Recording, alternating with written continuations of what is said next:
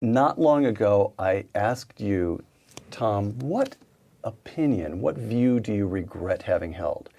And you replied that for more than a decade, you had been a serious Marxist. Yes. Explain that. It seemed to me that he explained these situations so well. No one else had given any explanation. There was no competing explanation that sounded plausible. And that's true largely in our colleges and universities today. Marx's angry apocalyptic visions existed before he discovered capitalism as the focus of such visions. Yes.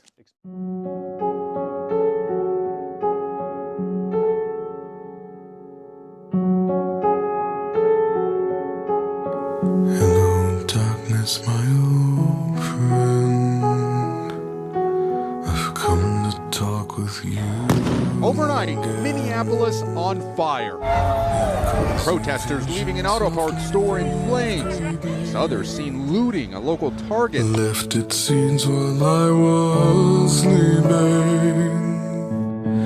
and the vision that was planted in my brain still remains within the sound of silence. In restless dreams I walked alone, narrow streets of cobblestone, neath the halo. You never want a serious crisis to go to waste. And what I mean by that is an opportunity to do things that you think you could not do before. No, I don't think it should be mandatory. I wouldn't demand to be mandatory, but I would do everything in my power. It's like I don't think masks have to be made mandatory nationwide. I do everything in my power as President of the United States to encourage people to do the right thing, and when they do it, demonstrate that it matters. Of silence. I love the old days. You know what they used to do to guys like that when they were in a place like this? They'd be carried out on a stretcher, folks. That's me what I like to compete. I said, no, I said,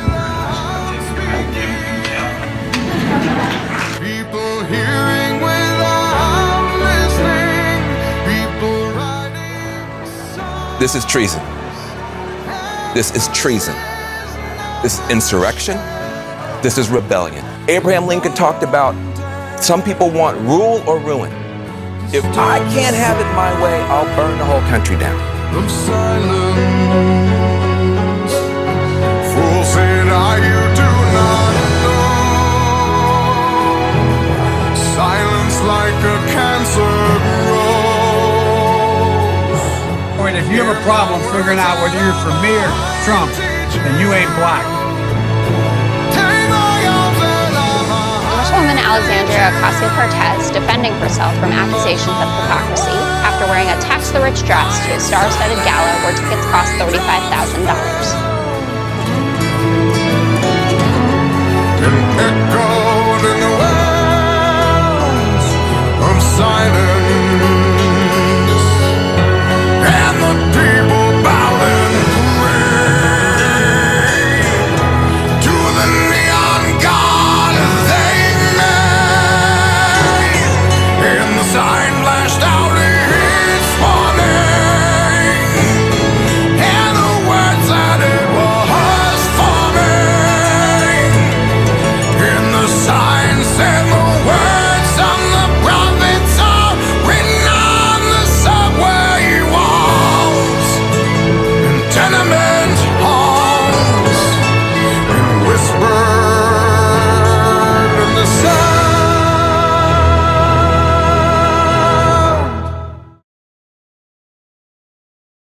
You know, it's funny, sometimes American journalists talk about how bad a country is because people are lining up for food. That's a good thing. Of silence. There has been some silence on a lot of things, and it's not just recently. Guys, welcome back to Black and Blurred. Hi.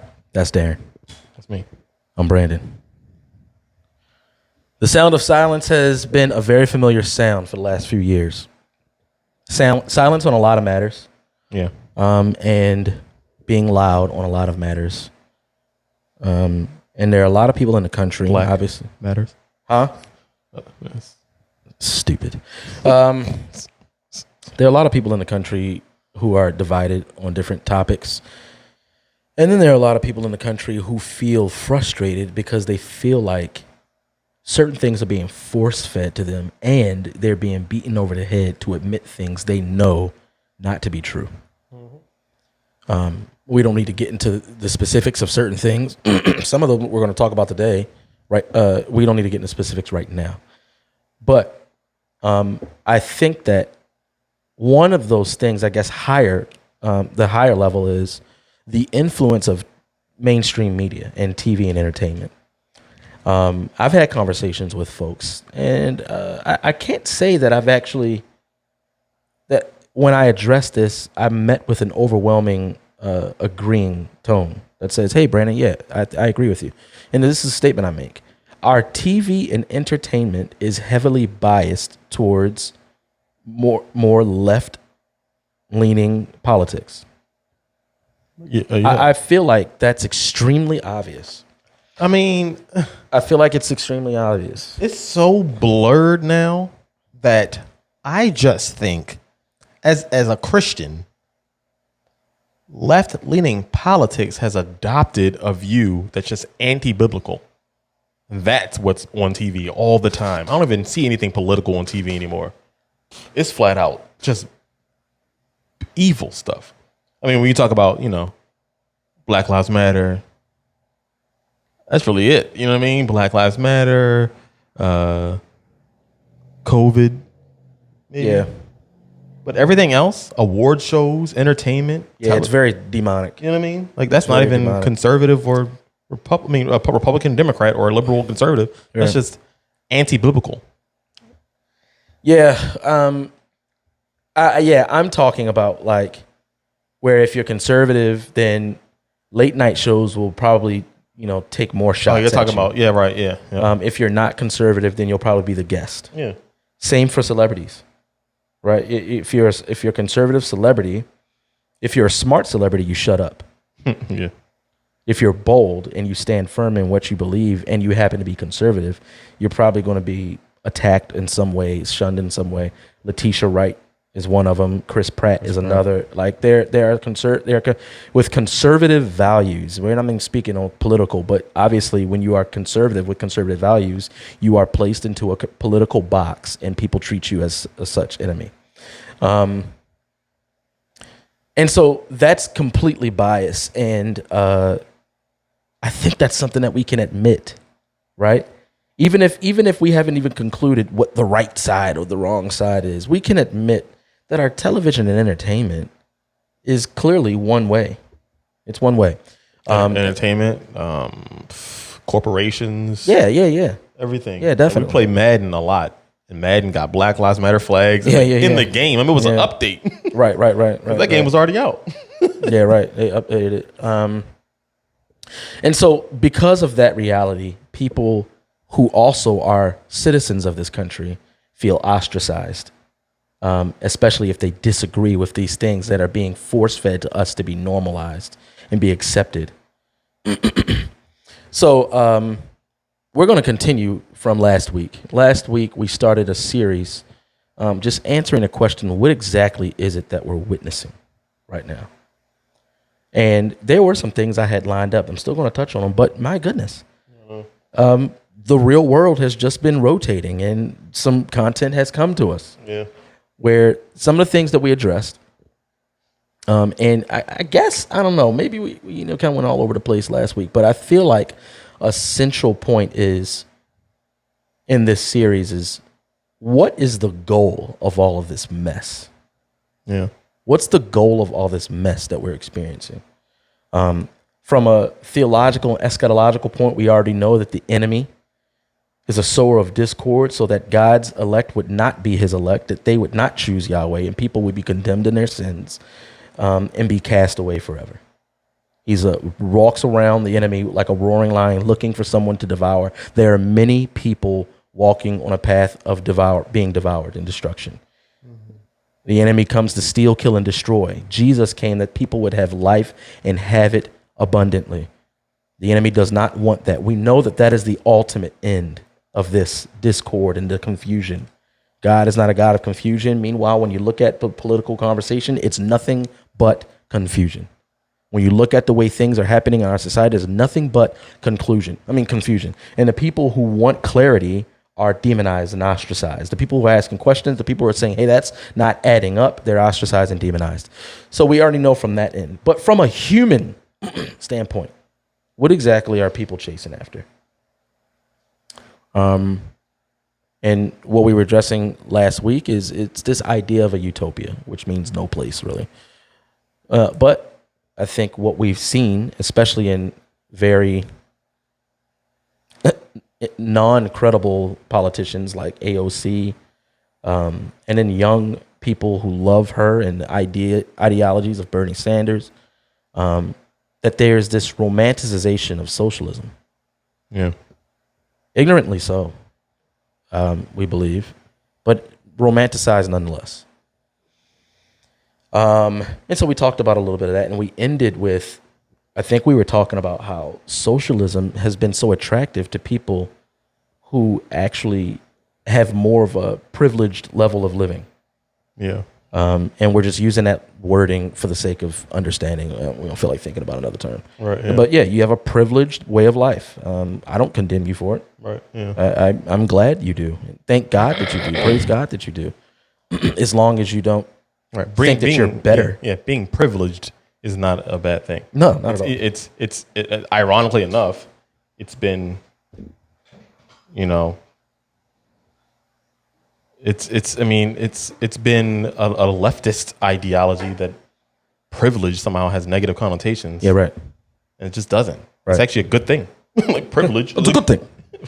We need that button. Yeah, that's a good thing. That's a good thing. Yeah. You weren't waiting in food lines. You weren't impoverished and had WIC stamps. That's a good thing. Sheesh. So now what we ended on in that episode was, what happens when you want to get the minority to change their view of the world and desire for socialism? What happens there? Because you're not going to get a bunch of impoverished people to ask for more restraints by the government. You might win them over with some free stuff. Yeah, right. But you have to keep them blind in order to win them over with free stuff. If you say, hey, this free stuff, I'm going to tell you up front, it comes with conditions. I'm going to have more power over your life. Then people are going to be like, nah. And I think that's what you see happening today. Yeah. People are waking up. You have Blexit, right? Walk away. People who were blindly associated with the Democrat Party or leftist ideology, which there is a distinction today because we're talking about socialism today. These people go under the name of democratic socialists, right? I think that Democrats can also be conservative, right? I think we've even talked about that. However, we've gone so far to the left now that I forget what I was saying. Oh yeah, so you have people who are blindly associated with this ideology without ever looking into it or knowing what it was, knowing that the information about it or the truth that lies behind it has been kept from them. And when they find out what it is, they're like, oh my goodness, you have no desire for my flourishing. This is all about power and control. And that's what socialism is. And so before I get into how they go into and sow discord amongst minorities and win them over to these ideologies, let's talk about this past weekend. This past weekend, we remembered 9/11. I remember 9/11. I remember exactly where I was. I was in math class in the 9th grade. And I remember watching the first plane hit thinking, how in the world did someone just fly their plane into the World Trade Center? And why are you flying so low? Yeah. And then in real time, I remember seeing the second plane hit. Yeah. And I was like, what in the world? What in the world? And teachers were crying and stuff. Yeah. 7th grade? I was in 7th grade, Garrison Middle School. We were sitting, we rolled the TV in. Oh yeah, you used to roll TV. Initially, we were excited. So they turned it on and we're like, And to be quite honest, probably the first time I'd actually even really seen the two towers. Mm-hmm. Like I'd never really thought anything of them. Really, I didn't. Me neither. Know what goes on there. I didn't realize how important they were, how tall they were. I remember in hindsight seeing them in almost every show. Even if the show was in California, they doing the sky view of the two towers, and then in San Francisco all of a sudden. But yeah, it's just I didn't realize how. I didn't know anything about the towers until we were sitting in class and we just see one on fire. And we're like, oh man, some little tiny plane dude flew into a building. Right. Then another one. I know. And I remember seeing the wings span the building. I'm like, that's a big plane. That's right. Yeah. So that was like when I could remember, when the second plane hit and then seeing teachers' responses and things like that. I'm thinking like, man, this must be serious. And I was thinking this must be serious to them. Obviously this is serious because there are planes hitting the World Trade Center, but I was still somewhat disassociated with it. Yeah. But I could empathize with the seriousness of it because of their responses. The moment that disassociation stopped and I felt like this was happening to us is when I saw bodies falling from that building. Yeah. When I saw like dangling bodies falling from the building, I'd never seen anything like that in my life. Yeah. Even no matter how many movies I had seen that could potentially numb me to such a sight, that was different, completely different. And I'm never going to forget that. And I think there are many people who are never going to forget that. Mm-hmm. I mean, what a decision. What a decision that is. It was too hot and there was no way to get away. Yeah. Your options are either to burn alive or jump from 100-floor building. Yeah. Yeah. And so I think we're not going to get into everything else we think about that day, but it is definitely a tragedy in our country's history and the history of the world, for sure. For sure. And so why does that tie into, outside of the fact that we just memorialized it again and celebrated its anniversary this past weekend, how does that tie into this episode? Well, because the U.S. did it, just like Sandy Hook, just like... Because what this episode is rooted in is the sowing of discord for the purpose of centralizing power. The sowing of discord for the purpose of centralizing power and taking the reins of more control of the people. And that's been happening all throughout history. Yeah. Because the power behind the powers of the world is always a spiritual power. Ephesians 6, Ezekiel, Isaiah, the Bible. And so there was an interview that Hillary Clinton did recently. Mm-hmm. And the question was asked to her about what things she fears regarding our reckless leaving of Afghanistan. And does she fear something like this happening again? Okay. Let's listen to what she says. We have a new home here on Times Square, and as thrilled as I am to be here, I admit I'm a little nervous sometimes. I'm looking around more than I normally do. And I think a lot of Americans are concerned about a threat risk here in the United States because of our withdrawal from Afghanistan. Do you share those concerns? I think you always have to be vigilant, Gail, and certainly that unfortunately comes with living in the world as we know it today. But actually, I am more concerned about internal threats. We always have to be aware of and protect against external threats. But what really is tearing our country apart and threatening our democracy is what we saw on January 6th. And I unfortunately have seen so much of that kind of continuing divisiveness and hatred. And ideological attitudes about our democracy, about each other. So, yes, we have to be constantly aware of potential damage, attacks, threats from outside. But I think every American, regardless of where you stand on the political spectrum, should be as worried, if not more right now, about what we're doing to ourselves.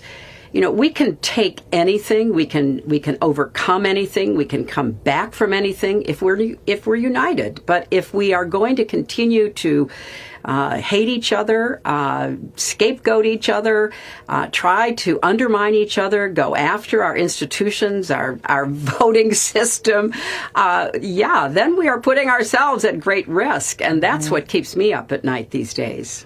Yeah, you raise a very good... Can I just say something? Go ahead, man. Go ahead, dog. Go ahead. Oh, man. I agree with her 110%. You know what I mean? I agree with you, Hillary. Well, caveat that. You agree with what she was saying at the end. With what? You don't agree the association she just made. No, I agree with the second half of what she said. This country, external threats essentially aren't more important than internal threats. If our country is divided, then we'll destroy ourselves. It'll be easy for any country to come in here and take over if we're divided. But I'm sure you're going to go into, what is it called? False projection? Is that what it's called? Psychological projection. Is that the same thing? It's blame shifting, yeah. Okay, yeah. Well, before we get there, because that's what she did at the end, psychological projection. We've seen it. But can we touch on real quick that she just associated 9/11 with January 6th? Right. Ashley Babbitt. What's that? The one person who was killed by the police. Oh, yeah. On January 6th. I mean, I need you, listener right now, wherever you are. Can we also rewind? What? And how they lied and said so many people died on that day? Yeah, I know. We're not talking about January 6th right now. I know. I just want people in their own minds, whatever you know about January 6th, whatever you've heard, whatever you believe that the number they gave of people who died that day, believe it. Whatever it is you know and believe about January 6th, close your eyes. Believe it for about 30 seconds, real hard. Believe it very hard. And as you sit there believing it, do you get flashes of 9/11 at all? Yeah. When you remember January 6th happening, did you get flashes of 9/11? And that's also assuming that everyone had the same experience with 9/11. I mean, That's true. That's true. There's going to be people you know what? I don't think I should ask that to any of us who got experienced 9/11 through the TV. Right. Yeah. If you are in New York right now. Right. And you experienced firsthand 9/11, and January 6th rolls around, did you go, oh no, it's happening again? I mean, I'm just disgusted by that. Now, and she also didn't answer the question. I mean, she did not. It's a very good question. Yeah, she did not. Let me address what you said in the beginning. So psychological projection. Psychological projection is a Marxist tactic of blame shifting. And so basically, in a way to sow discord, you basically shift the blame of doing the things that you do on your opponents. And so Miss Clinton, who I think rightfully says that there shouldn't be hatred and disunity and things like that amongst political opponents and everything else. She says that so that she won't be seen as the one who's doing those things. Right. Basket of deplorables. Yeah. She referred to non-Democrat, non-leftists. All of the efforts that went into assassinating the character of President Trump, all of the efforts that go into that. And then not only that, but associating the people who agree with his policies with all of those assassination attempts. And that's something that happens on both sides. Absolutely. However, this type of speech, this double talk, is what people were sick of from politicians. And so you get a brash, vulgar guy that just says what it is, and people are like, you know what? I can rock with that. I'm sick of the double talk.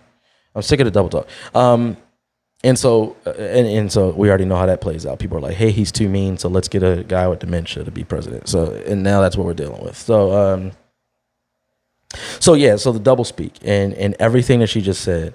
But the psychological projection, we addressed that in our Patreon episode of last week. Right. Because one aspect of projection that we see is that when certain people are going towards an important office role, then you end up seeing the bombshell accuser come out, right?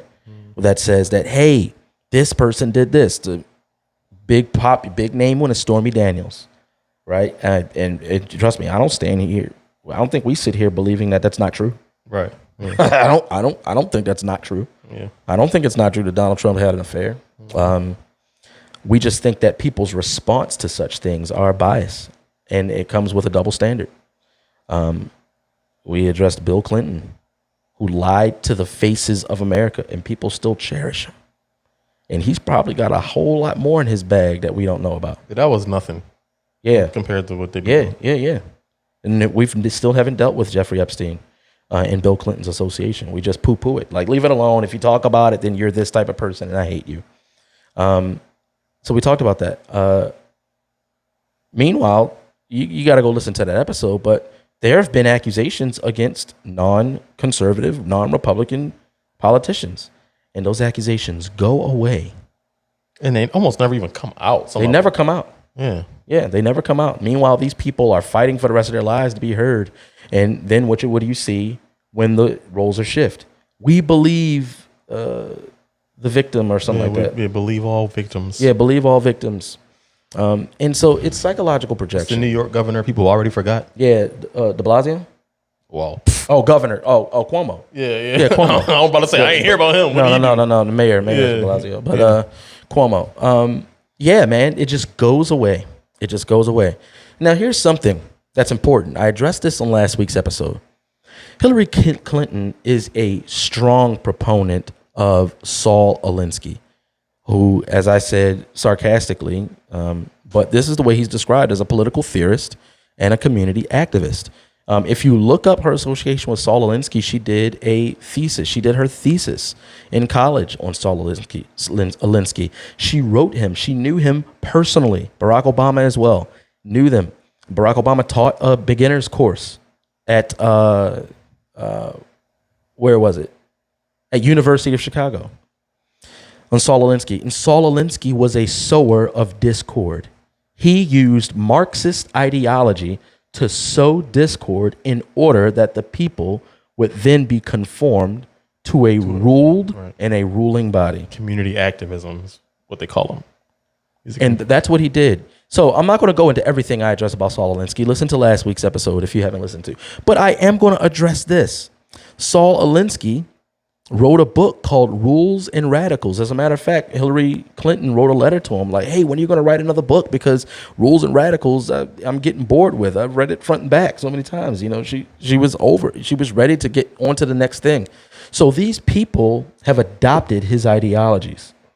Now, here is what is, if that's not concerning, then listen to this. Saul Alinsky made a public acknowledgement in the front of his book, Rules for Radicals. Rules for Radicals. And this was his public acknowledgement. It says, the first radical known to man to rebel against the establishment, and did it so effectively that he at least won his own kingdom. And who was he making this acknowledgement out to? Lucifer. He says, he made an acknowledgement on the front page of his book to Lucifer, the first radical, he says. Now, when you think about that, and you think about where their minds are, I'll be fair. Just because they love Saul Alinsky doesn't mean they agree that Lucifer did a good thing. Technically. However, he in his association with what he aims to do with society is rooted in the sowing of discord that is most certainly what is addressed in Proverbs 6 that God hates. That's all Lucifer does is sow discord. Let me bring that up. Proverbs 6. Turning your Bibles to Proverbs 6. This is what it says. Starting with verse 16. There are 6 things that the Lord hates, 7 that are an abomination to him. Haughty eyes, a lying tongue. Does that exist in Washington? Hands that shed innocent blood. Does that exist in Washington? A heart that devises wicked plans. Does that exist in Washington? Feet that make haste to run to evil. Does that exist in Washington? A false witness who breathes out lies, and one who sows discord among brothers. So whatever it is, your justification for being attracted to such an ideology called Marxism or socialism, do you realize that the principles that you are adopting are directly related to a fondness with Lucifer's tactics? It's not shocking to us, but I know that there are many people who don't know this because politicians are so great at doublespeak. Yeah. They talk so lofty, like Hillary just finished talking in her association. So finally, what I'll address about that clip is that what's her aim and how does sowing discord tie into that clip? One of Hillary's good friends, Rahm Emanuel, who was the former chief of staff to President Barack Obama, who was also mayor of Chicago. I don't know if he's still a mayor of Chicago. No, from Lightfoot. He was the former mayor of Chicago. He once said, "You never let a good tragedy go to waste." Now, does that mean that he just gets his jollies off of seeing tragedies? No, may not mean that. I'm not going to say it doesn't. It may not mean that. But what it does mean is that the way they see tragedies is an opportunity to gain power and move forward agendas that in otherwise you wouldn't be able to move forward. Right. And that is not, we're not, I think, I mean, the connection you're making is these people and their connections to one another and their ideologies. Mm-hmm. However, that is not exclusive to only Democratic politicians. No. It's politicians. Democrat politicians. Democrat politicians, yeah. You've been hearing Democratic a lot now. That's false. I know. Democrat politicians, it's politicians. It's politicians. Yeah, definitely. And with that in mind, there are people who view their political role in office as one for the people. Mm-hmm. They are the people in the thick of the mud, in the swamp, fighting for the benefit of the people on both sides. Doesn't matter if you have differing opinions on it. That's their heart. Their heart is to be there for the people. And they're the little guy. Mm-hmm. It's the big guys with this adopted ideology of building a utopia that they can create with their hands, and a utopia that the serfs, us, the people, get in the way of creating, that they have to take the reins, and they use tragedies to push forward opportunities to take hold of the reins more and more. And some of these names are just household names. Like, how long have they been in politics? Yeah. You're talking about since before we were born. Yeah. They've been in politics sowing these seeds. Yeah. And so what Rahm Emanuel said, Hillary also repeated multiple times. Yeah. You never let a good tragedy go to waste. So keep that thought in mind, because Darren's gonna take us down a little rabbit hole regarding that. But I want to address a couple more things. There are a couple more things regarding the sowing of discord, and the discord that's being sown is being done through taking advantage of the tragedy of January 6th. A very small tragedy, I want to say. Yeah. Not as far as significance in the lives or the life that was affected by tragically the Abbott. Yeah. Ashley Babbitt. Ashley Babbitt. Sorry about Ashley Babbitt. But the narrative behind it, the truth that has come out from it, and the accusations that were found to be false. Yeah. None of that is being addressed. All they're hammering on is making sure that they passively accuse people who are conservatives of being terrorists in this country. Yeah. And they're doing it passively. They're doing it aggressively, explicitly. I mean, even with the pandemic, quote unquote, multiple times you see the kind of ticker underneath of Biden speaking saying this is a pandemic of the unvaccinated. Yeah. Sowing discord. Sowing discord. And we as Christians need to be discerning of this. We're so caught up in our idols. That's something we don't admit.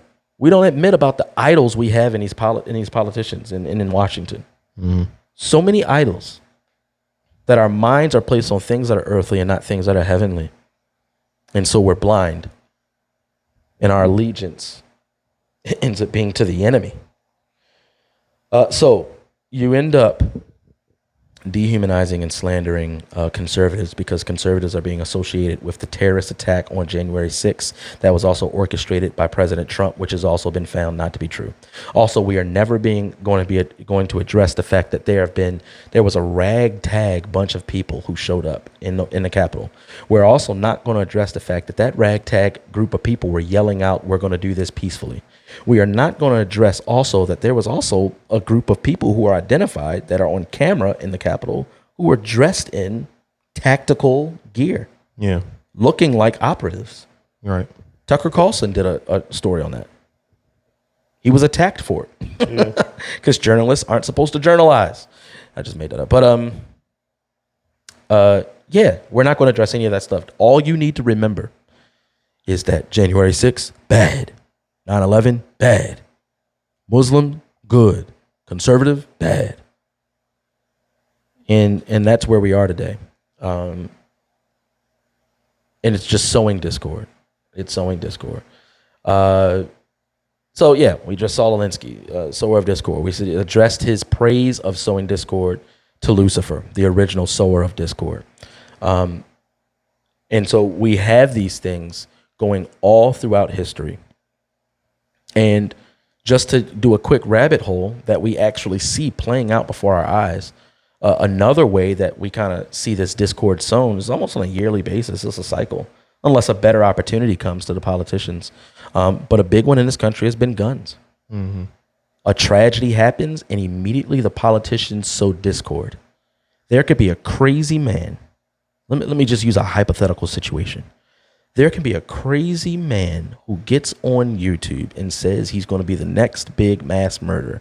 Nothing's done to him. He goes into a school, shoots and kills people, and then a week later, people are mad at us. Sounds legit. That's just so ridiculous. I'm trying to figure out why they haven't banned planes yet. Yeah, like seriously, so the politicians get in front of our faces and they blame the inanimate gun and they say that, hey, it was this inanimate gun that did this thing. We need to get rid of these guns. And then there are citizens that are like, yeah, it was the inanimate gun that did it. And then they have citizens that, like us, that say, no, you can't touch that right. We're not going to allow you to. Mm-hmm. And then the politicians say, hey, we could be living in this closer to a utopic society, but it's your conservative friend that's stopping us from getting there. Yeah. You need to hate him. You need to associate them with being kid killers.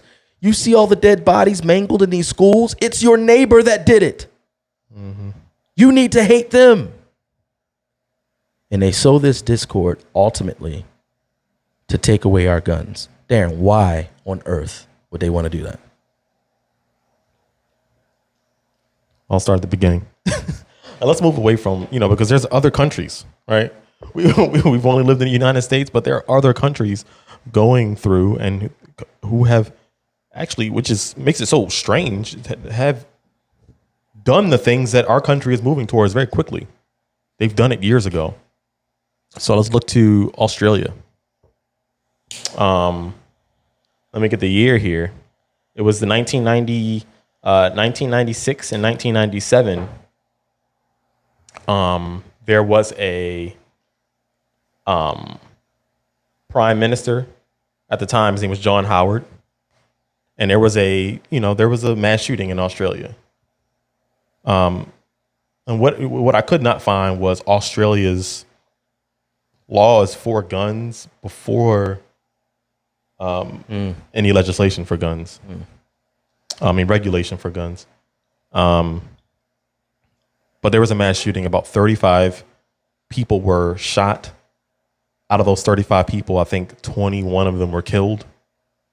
And so John Howard gets into office and he works tirelessly for this legislation to pass, banning semi-automatic rifles, because the person used a semi-automatic rifles, shotguns,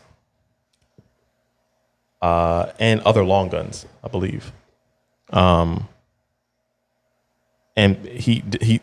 because his reasoning was, this is terrible. We don't want this to happen again. And the way to prevent this from happening again is to remove guns from our society. And believe it or not, he did this against majority of the people's will. Obviously, there were people in Australia who were for it, just like here in this country. Australia is a much smaller country than the United States, as far as population is concerned. A much smaller population. I think there's about 7 million people. I can't remember Australia's population. But they have a much smaller population. And so when they have mass shootings and they start doing percentages, it looks really bad. But they banned semi-automatic rifles, they banned shotguns, and then they banned other long guns. Automatic rifles. That's what they banned. They banned automatic rifles after the United States, which is so strange. But they were still allowed to have handguns. And so basically what they created was some kind of a list of guns that were illegal to buy in Australia, certain states in Australia. And so once they did that, they made people register. Ones who did still own firearms, they had to register those firearms. Not even a year later, they were going around and collecting those firearms with what they called a mandatory gun buyback. So hold that next thought as you continue on, because what you just addressed is important. And let me try to find it, because I forget what it was called. As far as I think it's usurpation. Usurpation involves, in our context, politicians usurping power from the people slowly but surely. The small little things the people allow, in small little instances where power is usurped from the people to the politician, and they keep going further and further and further until you look back 10 years and foundational rights and liberties have been completely stripped away. Yeah. And you don't even realize it's happening. And it's always for your benefit. Right? Yeah, right. And so what ends up happening in real time, when that's happening in real time, and someone says, hey, no, I am not for a gun registry. People are fighting and saying, why are you not doing that? Why aren't you for it? And because they don't see the forest for the trees. So, but go ahead. Yeah. So, I mean, he used all the words, all the phrases that we hear today in this country. We can't have these kinds of guns on our street. There's no reason for these kinds of weapons to be in the streets. We're talking about one man, right? This is after one man in a mass shooting. We can't have these kinds of weapons in the streets. Why do people need these kinds of guns, or this many guns, or this kind of ammo? What's the one question he said? Why are these guns so easy to get? Right. And, these politicians, I don't know how Australia's gun laws worked in the past, but I do know that politicians say that in America, and it's just like, you're lying. Yeah. Like, why are you saying that guns are easy to get? Yeah. Like, why are they saying that? And it's only believed by people who know nothing about guns. Right. And they're the loudest. Yeah. They're the loudest. It's unreal.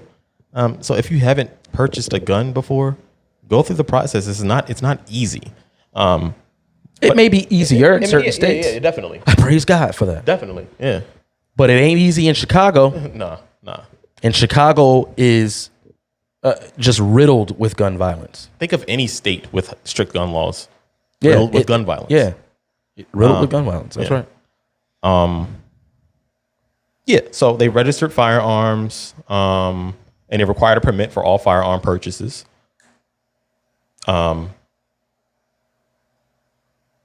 He knew that he said himself that he knew it wouldn't be easy. You know, it wouldn't be easy to go take these guns. So he used to go to rallies and things like that wearing a bulletproof vest. And he says himself like, "Oh man, I thank God that nothing happened to me. The people were peaceful." But yeah, they ultimately confiscated almost 650,000 firearms from people in Australia. And it left the society gunless, right? And then now they tout these stats, and so do Americans, right? Look to Australia, they had a gun ban, and they have less suicides, and they have less this and less homicides, and it's really only suicides by guns, homicides by guns, but their violent crime increased by 40%. Robbery, armed robbery. That's not always firearms. That can be anything. A knife, a stick. Armed robbery increased by 20%.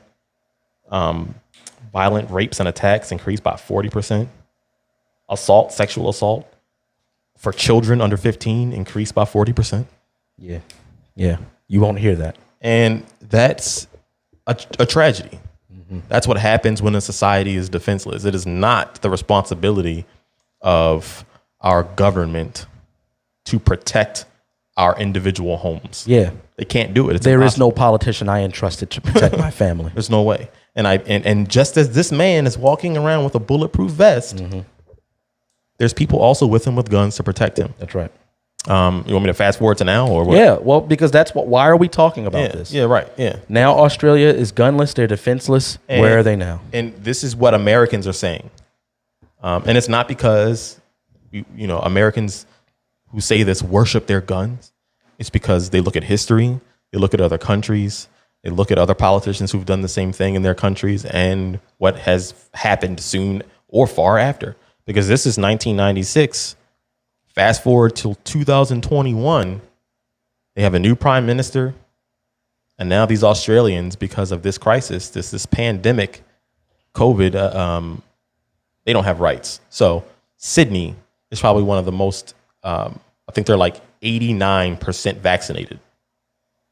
They have mandates about wearing masks. They had that a long time ago. They've been on lockdown before the United States, and now they are still on lockdown. Severe lockdown. In Sydney specifically, they are not allowed to leave their homes. They're not allowed to not wear their mask outside the house. If they do go out of the house, or if they're permitted to leave the house, they have to have a vaccination passport. Not allowed to leave their homes. And it's not just like, there's, if you get caught, they're going to tell you to go back home and get your mask. No, it's a crime. Yeah, right. You will be arrested and assaulted by the stormtroopers. And they are patrolling Sydney. Yeah. They're not just, looking for crime and oh, wait, is that a woman with a mask? No, they're looking for people who don't have on their mask. That's their primary goal. They're looking for you if you don't have on a mask. They're looking for you if you're out of your house past curfew. I believe their curfew is 5 a.m. to 9 a.m., 5 p.m. to 9 a.m. If you're out past curfew, you're arrested without any kind of process. There is no process. You go to prison. There in certain parts of Sydney, they do have these little what do you call when people are moved away because they're sick? Quarantine. They have these quarantine camps. That's what they call them. Yeah. Or quarantine housing is what they call it. Essentially, if you left the country or you traveled to a different place in Australia and you came back to Sydney, you have to quarantine in these little determined camps for what they say 2 to 3 days. It ends up being weeks. They bring you food. You know, they take care of you, right? They bring you rations of food. You're not allowed to take your mask off. You can sit outside on your little porch, but you have to have your mask on. You may take your mask off if it's mealtime. And I'm going to post all these links we're going to post the links on YouTube, some videos on our Instagram. But yeah, it's explicit. And this is because, and it makes you think that maybe they're so gung-ho about taking guns away so that when something like this happens, there is no resistance from the people. The people cannot resist what the government wants them to do. And that's what people who are advocates for the Second Amendment, advocates for freedom, are fighting against. They don't want government to control your day-to-day life. Yeah. And that's what this country was founded on, individual freedom. That, you know, going back to usurpation, there are many things that our politicians have done that they're not allowed to do. No. That's also usurpation. Right. From the jump. Yeah. Mask mandates. Huh? Yeah, right. Who are you? It's like it's doing things you are not allowed to do, though you are allowed to get away with it. Mm-hmm. And there have been many. Yeah. Many. And so you use these opportunities just so we can remain fair here. George Bush, through 9/11, we get the Patriot Act. Mm-hmm. Probably the most invasive act in this country. Yep. In this country. And a lot of Republicans, conservatives ridiculed him for it. Yeah, that's right. That is right. But here we are. Yeah. Being spied on by our devices. Mm-hmm. And even back to the things, you know, this whole safety thing. People, for the sake of safety, are willing to give up liberty. And that's so a shame. It's such a shame. And it's because they can't discern what comes after that. Yeah. There are people who are very trusting of our government. And there are people who are just genuinely optimistic. I know a lot of people ridicule optimism and say I'm a realist and everything. I actually, I envy optimists in some way who can just have that hopeful feeling in this age. I mean, my hope is in the age to come through Christ. Yeah. And I know that there also, to a fault, there are moments where I require optimism that I lack in that moment. Absolutely. But naivety is not a virtue. Yeah. It's not a virtue. And when people are just throwing safety, it's just a way for you to be disarmed psychologically and to be hopeful for what they have to offer. It's the Hegelian dialectics, right? There's a big problem. They have a half as bad solution. And you settle for the half as bad solution. First, gun control was suggested when the slaves were free. Yeah. And the slaves were not allowed to have guns. What the freed safety? slaves. Yeah, the freed slaves. That's about power. To make sure these black Americans didn't own guns. But hey, details, right? Were you about to share that? No. I was just okay. Yeah. So let me move on. Back to this desire to gain control through tragedy and the sowing of discord. And also when it comes to the usurpation, at a certain point, you won't need politicians. We've already experienced that, right? With COVID, through guns and everything else, I addressed it. You won't need politicians to put their foot on the throat of the people. Through usurpation, you have the politicians doing what they're not allowed to do, even though they get away with it. And then you have a tragedy come. Through that tragedy, like Rahm Emanuel said, you don't let it go to waste. And through that tragedy, you sow discord amongst the people. And then it's the people who demand for rights to be taken away. Yeah. And the politicians are just doing their job at that point. Yeah. Doing what the people want.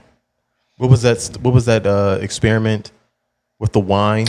Oh, yeah. In a video, I think we shared parts of the video in the last episode, but William Federer was talking about an experiment that was done. I can't remember where it was.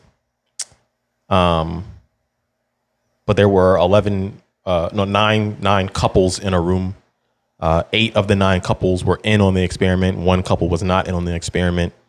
They all had a glass of wine and they added vinegar to the wine. This is, unknowingly, they added vinegar to the wine. Well, it's watered down wine with vinegar. Yeah, right. Watered down wine with vinegar. And 8 of the couples knew that. The 1 couple who came in did not know that. They all drank the wine and wrote down what they thought about it. The 8 couples that were in on it said, wow, this wine is delicious. It has character. It's floral. It's, they're describing wine. That's what they wrote down, and that's what they shared. But the 1 couple, they wrote on their paper, this tastes not good. But after they heard everyone share that it tastes good, they ignored what they wrote down and said, wow, yeah, this does taste good. This is delicious. I taste the floral. I taste that. And it doesn't stop there. They added another couple who didn't know, allowed them to drink it and taste it by themselves. They said, oh no, this is nasty. And the couple who wrote down that it was nasty began to defend the wine and say, no, you're crazy. This is good. Yeah. False enforcement. Yeah, that's right. That's what that's called. Right. And guess what? These political theorists like Saul Alinsky know about these studies. They study these things. They are studying these things to understand how people respond in certain situations in order to move forward. To implement them, actually. Yeah. In order to do that. We address the spiral of silence. There are a lot of people who are silent on the matter. That's why we played Disturbed's Sound of Silence at the beginning. There are a lot of people who just choose to remain silent on a lot of these issues they know they at the very least have questions about. People will self-censor their views if they think they're in the minority. Yeah. And all you have to do through your television and through social media is project all of these narratives that seem and make people feel like they are inevitably a part of the minority. Right. And then they will silence themselves. Call them names, slander them, make fun of them, call them stupid, call them crazy. So that then they say, you're in the minority. Oh, Christian, how familiar of a place that should be for you. That should not be a place that seems foreign to you. You, the sojourner, a part of the pillar of truth in this world, the church, should always feel like you're in the minority. Even if you live in the South or Bible Belt, however you call it, where people have conflated republicanism with Christianity. If you are a Jesus follower, you should still feel like you're in the minority, because there you should be pushing back on things that do not show the heart of Christ. And you will feel like you're in the minority. Yeah. This is what the sower of discord does. How do these politicians engage with the hood? What happens when you take all these high political ideologies and all these high issues in this country and you take it to the hood where, quite frankly, people don't care about your problems? The one thing you do is you make sure to step foot in the church. Even if people aren't actually Christian, they find their identity in Christian lifestyle. It's a part of their makeup. It's a part of the culture. Before I address what a man named, what is his name? Manning Johnson. Before I address, and he's a former communist. Before I address what he says, I want to share with you something that a man named Antonio Gramsci said. He's an Italian Marxist philosopher. This is what he said. America cannot be defeated on the battlefield, so rot it from within. What does it mean to rot it from within? Through arts and entertainment, business, education, family, government, media, religion. He also says, quote, the civilized world has been thoroughly saturated with Christianity for 2,000 years. Any country grounded in Judeo-Christian values cannot be overthrown until those roots are cut, unquote. He also says, quote, socialism is precisely the religion that must overwhelm Christianity. In the new order, socialism will triumph first by capturing the culture via infiltration of schools, universities, churches, and the media, transforming the consciousness of society. unquote. Fast forward to 2021, we call that being woke. That's exactly what it is. Antonio Gramsci, Italian Marxist philosopher. George Orwell, the famous 1984 novelist, said, "Those who control the past control the future, and those who control the present control the past." You see how a lot of our past is being readjusted. Yeah. Muddied. People are making documentaries and rewriting history. People who have the control over our media and our entertainment and our television. So, with all that being said, now, and this is where we'll land for this episode. There's a man named Manning Johnson who is a former communist. He's a black American. And like other black Americans who wake up out of their slumber, he speaks out about the agenda of communism and the evil that it actually is. Because the issue, when it comes down to the tactics of a socialist or neo-Marxist ideology, is that it attacks different pillars that some black Americans, a lot of black Americans don't identify with. You're right. Yeah. They don't identify with it. So how do you get them? Well, you have to do what Antonio Gramsci said. You got to get into the homes and in the churches. And this is what Manning Johnson says. This is not his quote, but this is the principle. Traditional communist tactics didn't work on the minority groups. They wouldn't renounce the Bible, because if you want to accept socialism, then you have to renounce the Bible. I don't know if people understand that. Yeah, man. People actually don't understand that. But these minorities were too attached to the Bible. And this isn't just black Americans. These were minorities in the country. You find faith and religion. If you listen to our episode with Elisa Childers on progressive Christianity, she said, just like in progressive Christianity, where they are attacking the gospel, it is something that exists exclusively in elite circles. Yeah. Progressive Christianity. Because if you start trying to change a black or a minority person's Jesus, you're going to have a problem. Right. Because they see their Jesus as their victor, their king, their sacrificial lamb. And they know that they are washed clean by this lamb, and you can't take that from them. So what does the socialists do in the wake of this? They change the gospel. This is what Manning Johnson says, quote, "The new line went like this. Jesus, the carpenter, was a worker like the communists. He was against the money changer, the capitalists, the exploiters of that day. That is why he drove them from the temple. Communists are the modern day fighters against the capitalists or money changers. If Jesus were living today, he would be persecuted like the communists." Alexander, I know what you're going to say. I want you to say it. Alexander Solzhenitsyn, who was a Russian novelist, historian, and a survivor of communist Russia, he said this: "I call upon America to be more careful with its trust. Prevent those from falsely using the struggle for social justice to lead you down a false road." These are people who have been through it. Right. These are people who know in and out what socialism is. Right.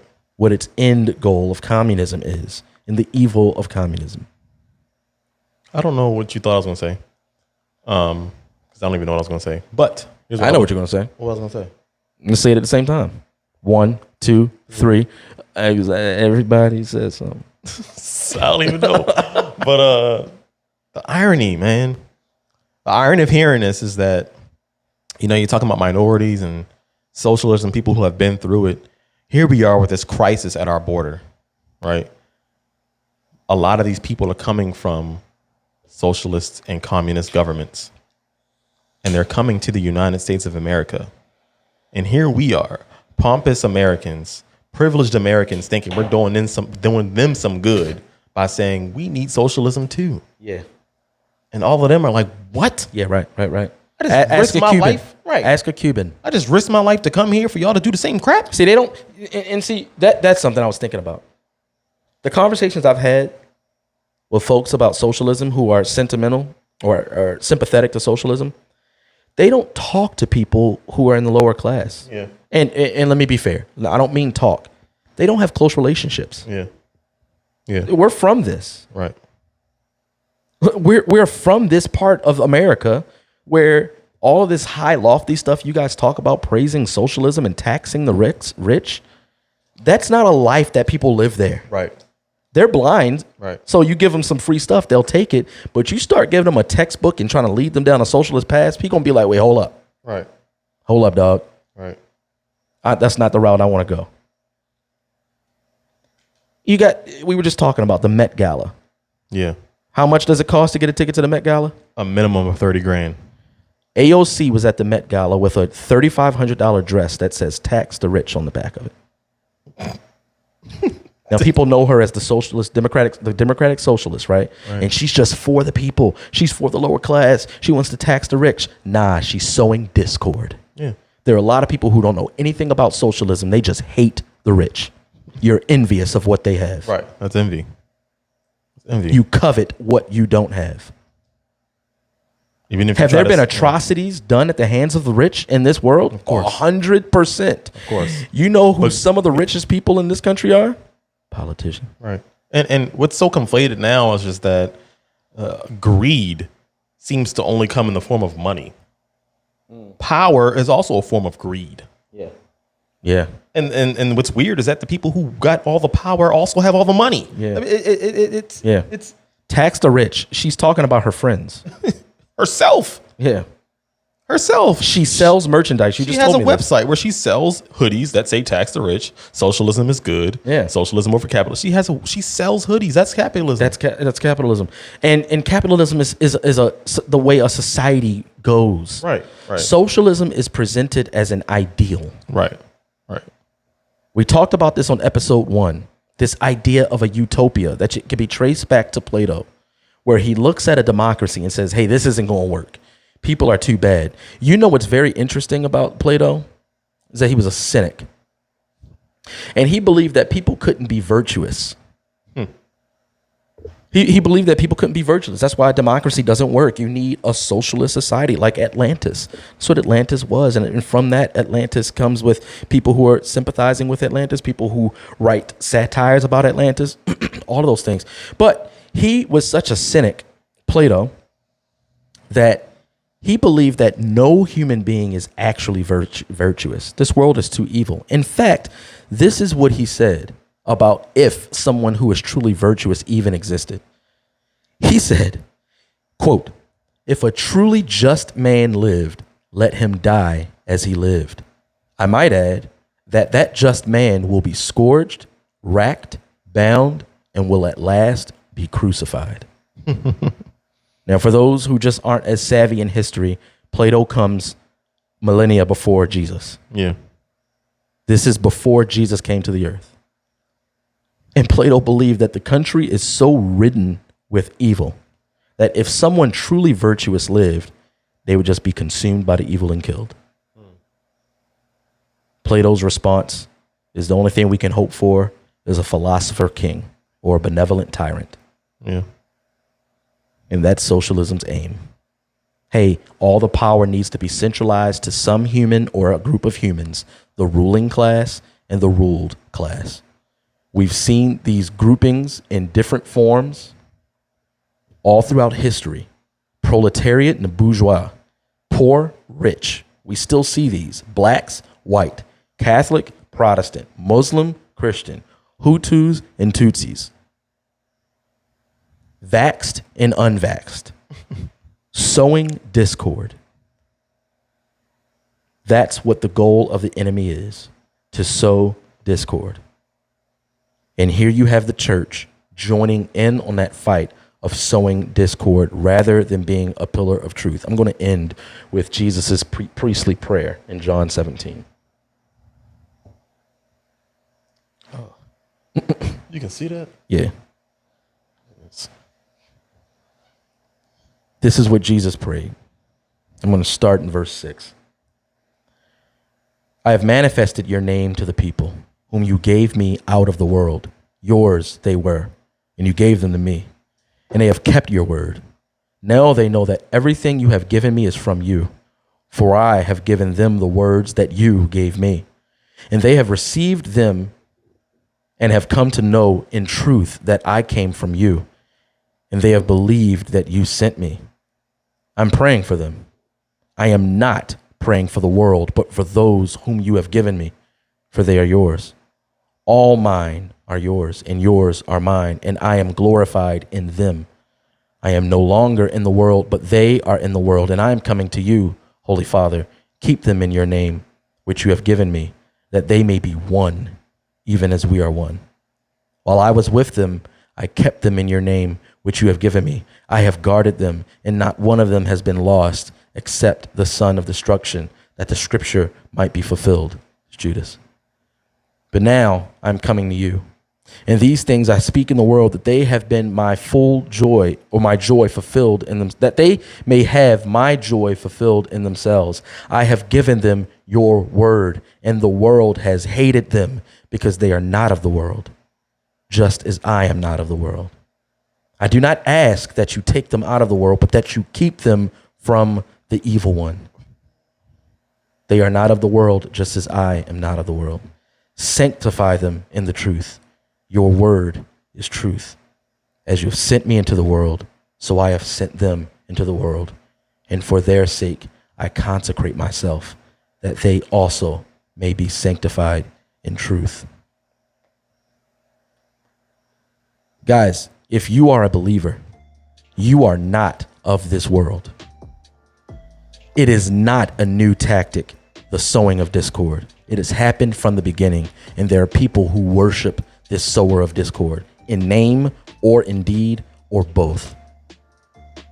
Jesus says that in order to be sanctified in the truth, you need the word. It's implicit. He prays for us to be sanctified in the truth, and he declares that the word of God is truth.